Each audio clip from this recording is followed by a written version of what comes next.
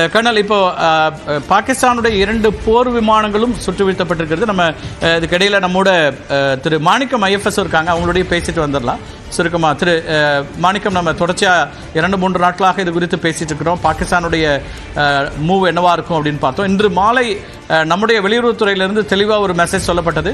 பாகிஸ்தான் கையில் தான் இருக்குது அடுத்த கட்ட நடவடிக்கை அப்படிங்கிற இதில். இப்போது பாகிஸ்தான் இதை எஸ்கலேட் பண்ண முயற்சி பண்ணுதா? இதை எப்படி பார்க்கலாம்? ஒரு வெளியுறவுத்துறை பார்வையிலேருந்து இதை எப்படி அணுகிறீங்க திரு மாணிக்கம்? அவங்களுக்கு சேதம் ரொம்ப அதிகமா இருக்கு போல சொல்லிட்டு ஃபர்ஸ்ட் அட்டாக் அதாவது முதல் அட்டாக்லயே அவங்களுக்கு ரொம்ப சேதம். அதுக்கப்புறம் நேற்று நைட்டும் இன்னைக்கு காலையிலும் ட்ரை பண்ணியிருக்காங்க.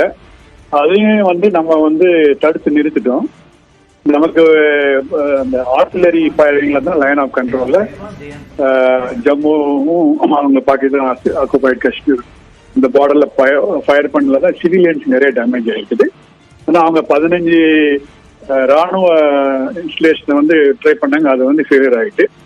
அதுக்கு பதிலாக நம்ம இன்னைக்கு பகல்லே ட்ரோன் வச்சு யூஸ் பண்ணி அவங்க ரேடார் சிஸ்டத்தை டேமேஜ் பண்ணியிருக்கோம். ஸோ இது ரெண்டாவது அவங்களுக்கு பயங்கரமான ஒரு பாதிப்பு.